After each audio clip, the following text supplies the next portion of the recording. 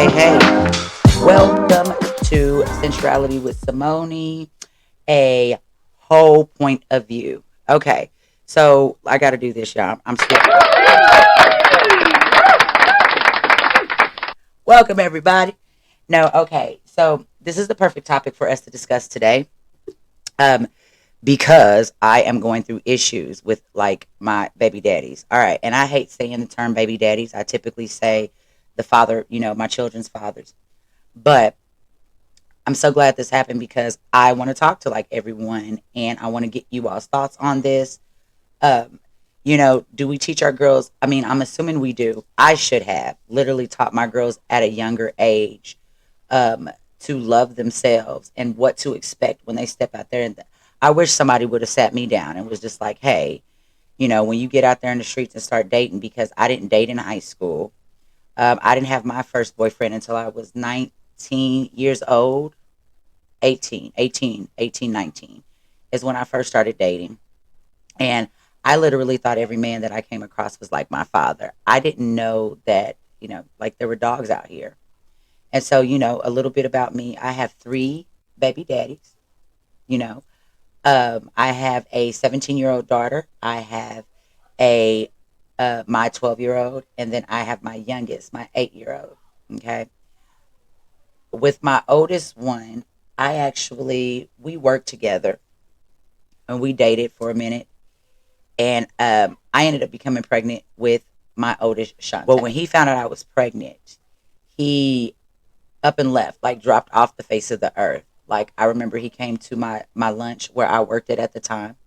I had an hour lunch and we was just talking about how much we loved each other. I remember I cried a little bit and he was just like, I'm gonna be here for you, da da da da. He left my job at lunch that day. The next day, like this was on a Friday, like I think I'm gonna say like October 15th. He was literally supposed to meet up with me, and we were gonna go take his car to get the. I see. I remember the story. Like when you get hurt, you remember it. He was supposed to take the car to get the oil changed, and we was gonna go get his son, and we was gonna all spend the day together. Well, needless to say, that was October 16th of 2003, and I did not see him again until. And my daughter's birthday is June 9th, 2004. I did not hear from him or see him again until July 26th of 2009. Yes. I didn't know if the boy was dead or alive. I didn't know what was going on. And mind you, he was like my first love. So I was devastated. Absolutely devastated. I never thought in a million years that a man could do that to somebody, right? So that's just a brief little story about my first one. My second one, I'm not saying that she was an accident, but had I not been on drugs at the time, I probably would have never, ever talked to him. I mean, you know what I'm saying? Like, I was popping X pills at the time, just being, at this time, I'm like 25, being just a little hot. You know what I'm saying? Me and this guy was never together. All it takes is one time. We did it once. And I remember I stopped talking to him because I realized he was effing crazy. Okay. So I didn't talk to him no more. I actually deleted his number. I blocked him because he was just like freaking psycho. And I then found out I was pregnant. And so I couldn't find his number. So what I did was, I remember where he stayed. So I drove out there to go and talk to him about, you know, this situation that we have, see what he wanted to do. From this day, from that day on, like he comes into the house and I was every type of B, I was every type of hoe, I was every type of, hold on, how are we going to do this? I got to see. Here we go. That's how it was the whole entire time. Like I wouldn't even let him come up there to see my baby be born because of the ignorance behind it. Okay. I'm talking about stress to the max. I gave him plenty of warning. Told him that, you can either stop talking to me this way, you can get better at it, or I won't call you up there when I'm having a baby. Like, I don't want you up there. And he didn't believe me, kept calling me out my name. I was about 8 months pregnant. I remember I said, I'm done with this. I hung up the phone, blocked him, and proceeded to have my child without him up there. Now, because of that, the baby wasn't his. He thought, oh shit, because the baby was mine. This fool went and filed child support on himself Yes, this is the type of man I picked at the time. It makes me wonder because they say you are what you attract. So there must have been a time where I was trifling. These men are trifling. They're past trifling. You hear my phone going off now? That's my youngest one's father. Okay, he was supposed to be here to pick this baby up. She's been here since Friday. She missed 2 days of school so he can go to his Vegas vacation. Okay, was supposed to be here by 7:30 to 8. It is 11:05, and I have a phone call where he's trying to tell me to have her get dressed and get ready. I don't mean to put my business out there, but then I don't care. Like, if y'all want to judge me, do what you do. I'm being honest about what the hell I got going on. And so for me to say this, make sure at a young age and growing up, we teach our daughters like what love is, what a real man is, if we can even teach them. I don't know. It's kind of getting worse. Teach them like how to value themselves and like not just to settle and go for any Joe Blow. I remember fine, okay, it was fine, but baby, I don't even deal with the cute ones no more. I'm so over it because I think they're special, especially after dealing with what I've had to deal with him. He's been in and out of her life, in and out of her life. He'll blame everybody. He'll blame everybody else on why he wasn't there to be there for his daughter. Okay, I don't even want like that's that. Like he tries to be there now. The girl's 17. She damn near grown. Whatever. I ain't got to talk to you. You can talk to her. My middle one, we've been to court twice. He's tried to take her from me twice. Hasn't happened. It's not going to happen because I know what type of mother I am. I also told him that his intentions is not in the right place. So until your intentions is in the right place, you'll never like my God is not going to allow you to cause harm for me. You're not going to be able to take my kids away because my kids don't deserve to be taken away. This man told me when I had my baby, he was going to do everything in his power to have her taken away from me. Why he's a bitter black man, I have no clue. He's bitter. There's a lot of bitter men out there. We was never together. There's nothing I ever did to you. I did to you, but had a child. And you mad, I guess, because you had the child with me. It is what it is. See, it's 11 something. If this boy, I don't want to pause the podcast. I'm about to pause it and cuss him out, but I'm just going to continue to go. We're going to continue to roll with it. And then we have my youngest one who, her father is his since, said dummy that thinks the world revolves around him. Okay. And so I wanted to have this conversation because of what I'm. Then we have my youngest one's father who just, the world revolves around him. I can't get him on a steady, we can't get on a schedule. Like it is all about him. It's all about what he got to do, where he got to go. Like damn, what I got to do, it doesn't matter. I asked my own father of my child, hey, can you look out? Can you like keep your eyes out for a car? I'm looking for a car, something like maybe 700, 1,000, 1,200 at the most. I'm willing to pay a down payment because I don't want payments and just get some car, just some little bucket that can get me from point A to point B. I don't need nothing fancy right now. This fool, I can't even ask my own baby daddy to look out for a car. Like these are the men that I picked. This is how trifling these men are, and all three of them. I don't understand how I can pick all three of them. I'm not saying all men are trifling.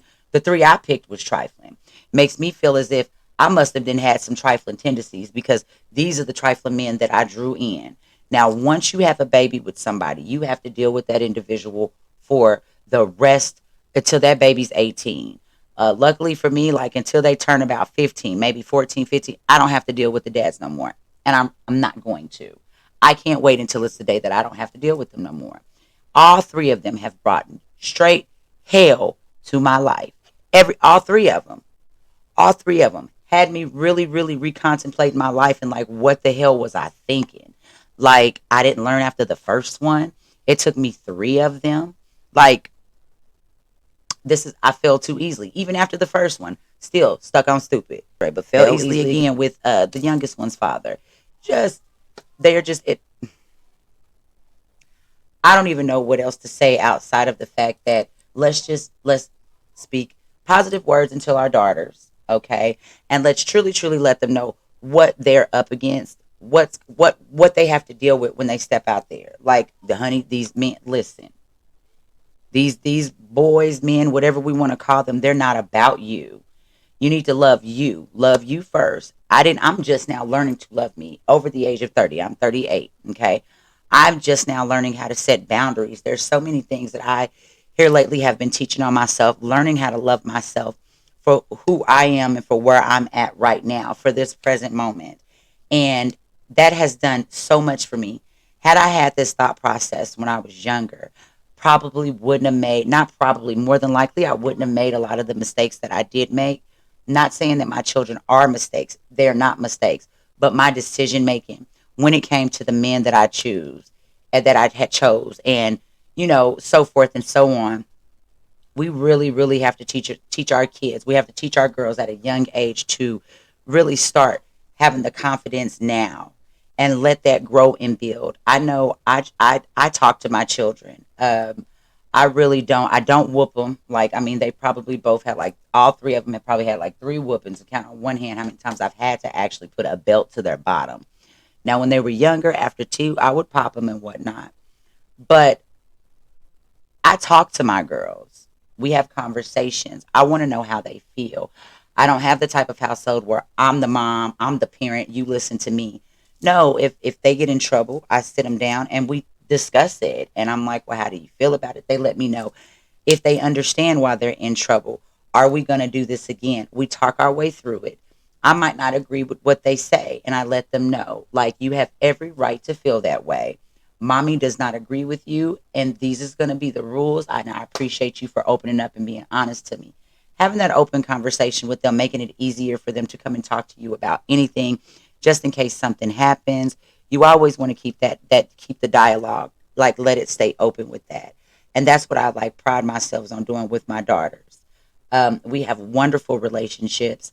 I have built into them at a very, very young age that they are beautiful inside and out. Pretty is as pretty does. Education is very, very important, and we will push forward. And I want my children to do better than me.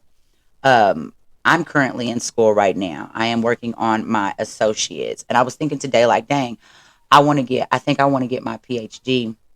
And it's so cool for me to be going to school and I'm around my daughters because they see that. And, like, my daughter went from, like, my middle one went from, like, I don't want to go to college to, like, you know what college I want to go to? Yes. I know kids don't do what you tell them to do. Kids do what they see you doing. And I was a late bloomer. I started late, but at least I'm starting. And I want to get them to a place to where they don't make the same mistakes I did. They know that they can I want them to get to the point where they can look at a person and say, I know you playing. Like, my mom taught me better. Okay. And my kids know that they are loved. There's nothing that they can do to ever, ever stop that. I will always have their back. I don't care. My children's fathers, they actually called. Like, they'll get mad and call my parents. Like, who does that? We're grown. I wish excuse my language, y'all. I wish somebody would call me and try to talk to me about what my daughters is doing. Did you call me when you was in the bed with them? Um, like, we have to, like, y'all, with the ones who has the girls, you got to start now. We can get on to what's going on with my oldest in another video and how that happened. It's a little too soon for me to even touch bases on that because I might even start crying. But yeah, that'll be a whole nother story in itself. With that being said, like, ladies,